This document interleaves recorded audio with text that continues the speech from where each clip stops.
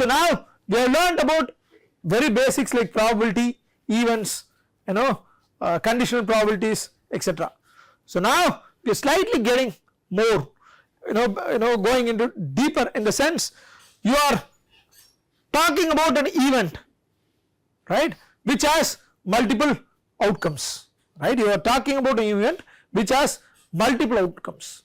I want to characterize that. So you are talking about an experiment which has multiple outcomes. I want to characterize that experiment. What am I wanting to do? I want to characterize the experiment itself. What do I mean by that? You are doing an experiment, I want to characterize that experiment, a random experiment. How do I characterize it? You understand my question? You are tossing a coin. I want to characterize this experiment. What will you do? What does it take to characterize a tossing of a coin experiment?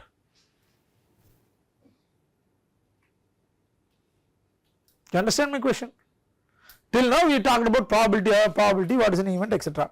Now we are interested in what? Not just one number, we are interested in outcomes of the experiment, right, and then derive quantities that will describe this experiment itself, so that I can develop stats to describe this experiment, okay, using sample.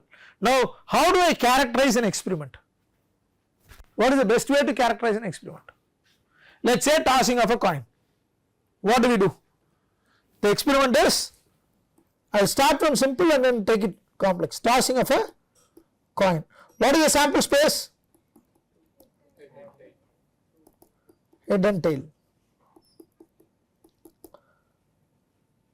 Now how do I want to characterize this experiment using numbers. How do I do it?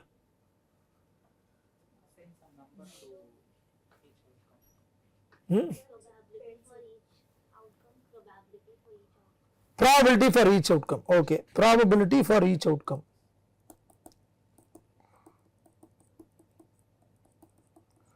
Okay, then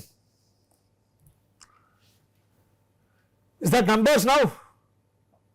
Probability of head equals to 1 by 2, probability of tail equals to 1 by 2. Both are equal, so maybe we assign 1 to each or 2 to each. Okay.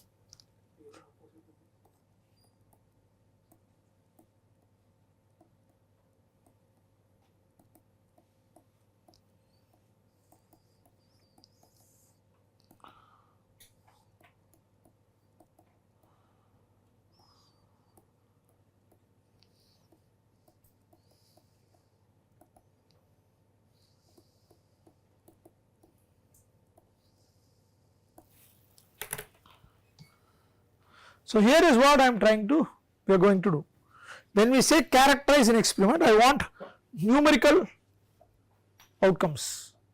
Let us be very clear. I want numerical outcomes when I talk about characterizing, right. So the first step in doing that is converting the outcomes to a real number rather than having it in a descriptive fashion, okay. So now any experiment, I am going to define a variable called a random variable or random variables. If multiple outcomes are of interest, we call it as random variable or random variables depending upon what we want. So a random variable is a variable that assumes numerical values associated with outcomes of an experiment. So the sample space is converted into a real line. So this is what I meant by, so if I say my range of the numerical of the experiment is, this is my domain, I mean this is my sample space, right. The sample space could be numeric, could be not numeric.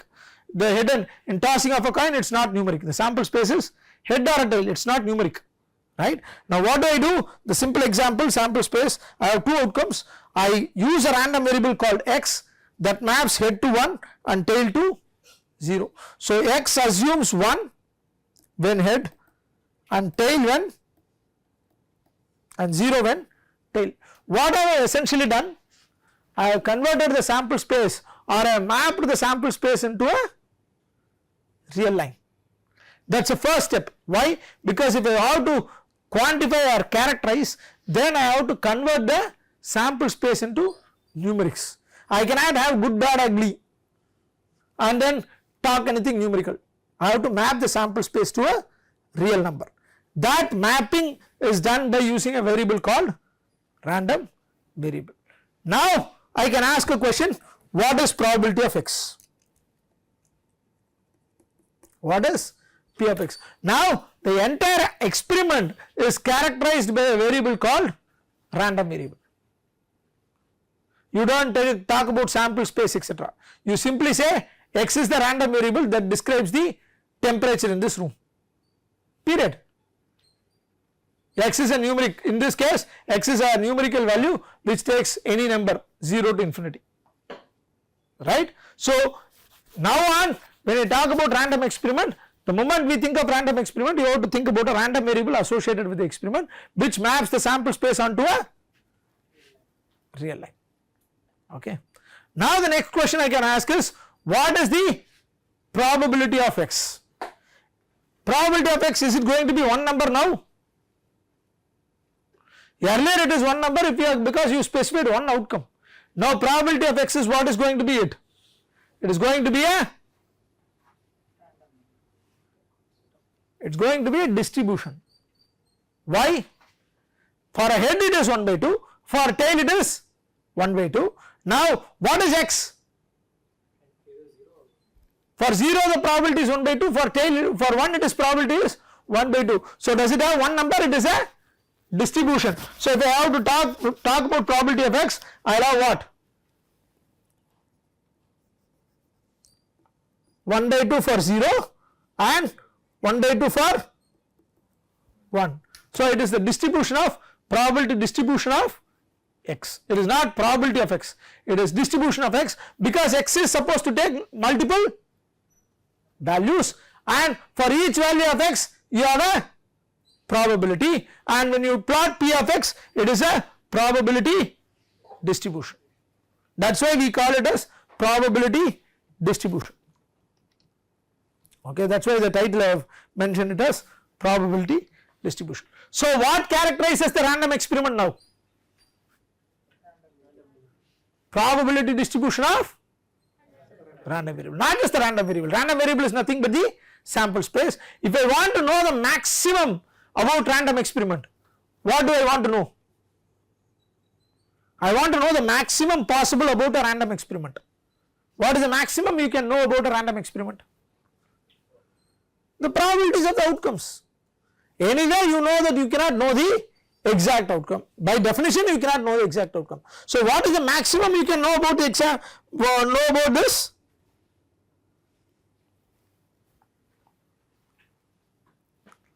What is the maximum you can know about the random experiment is?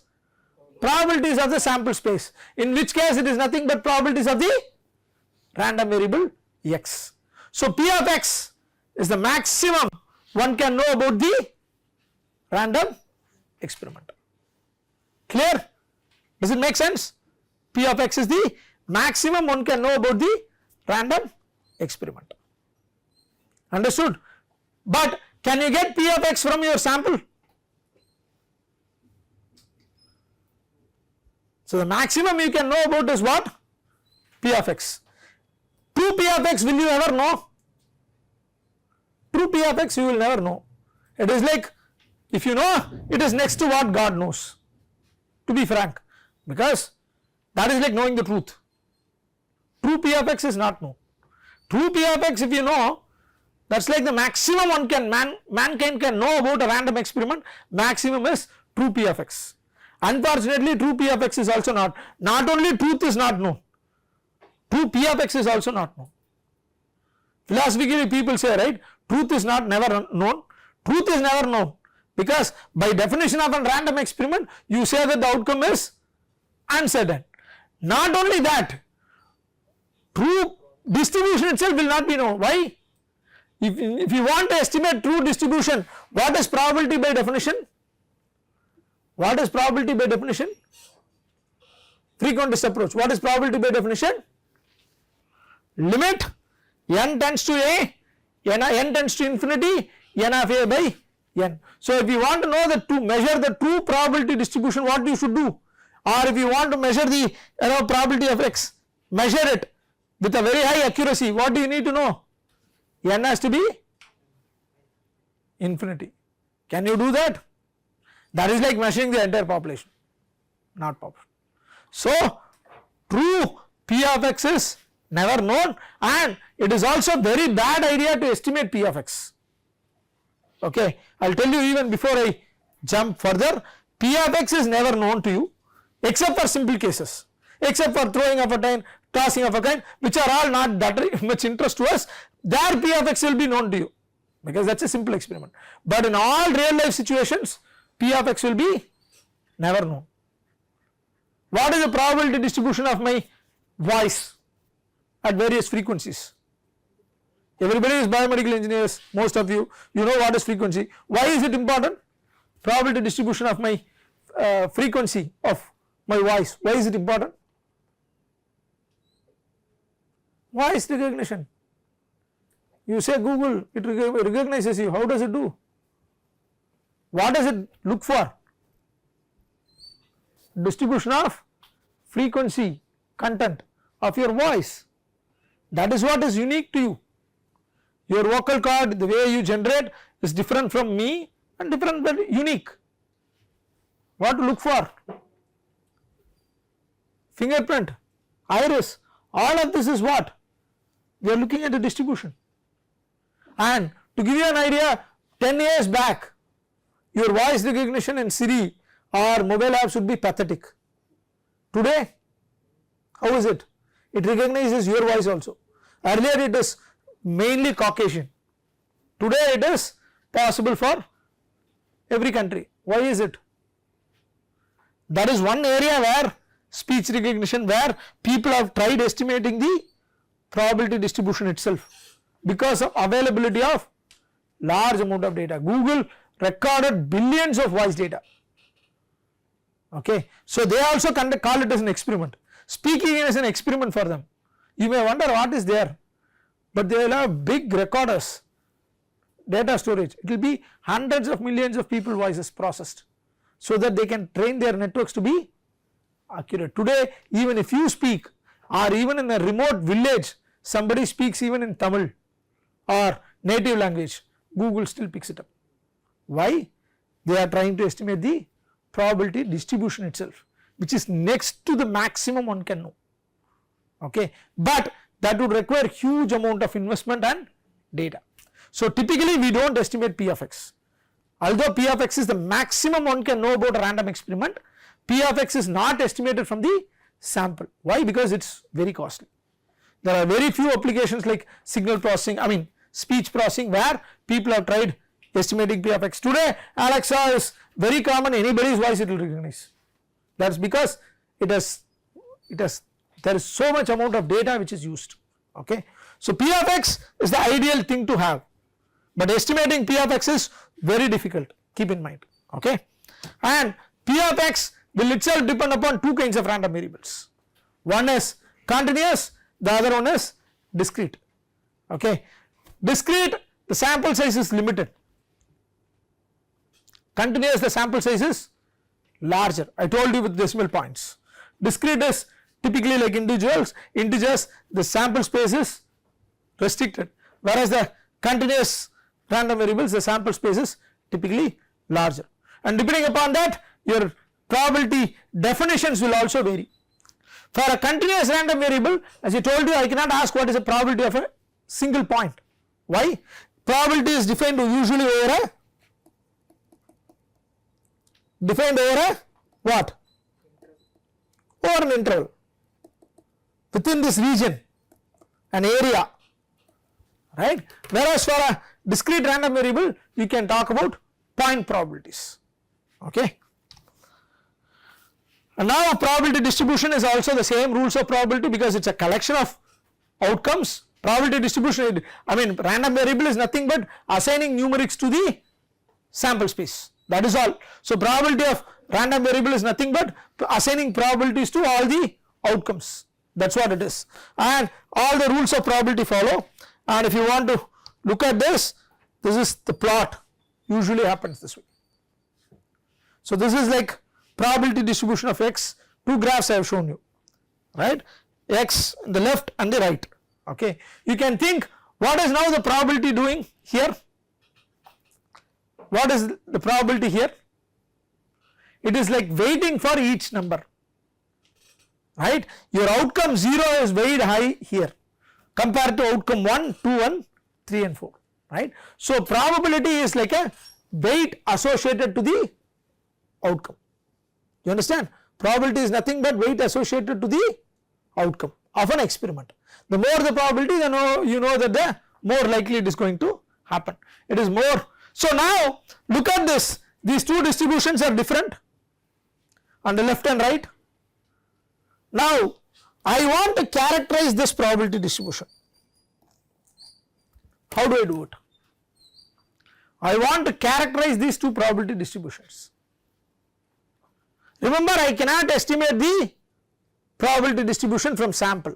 We have to always keep in relation with statistics. That is what will be missing in books.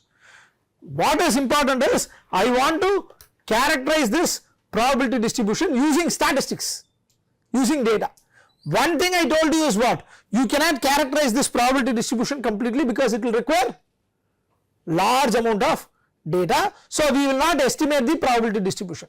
But still I want to be able to distinguish between these two probability distributions. How can I distinguish? What is something different about these two distributions?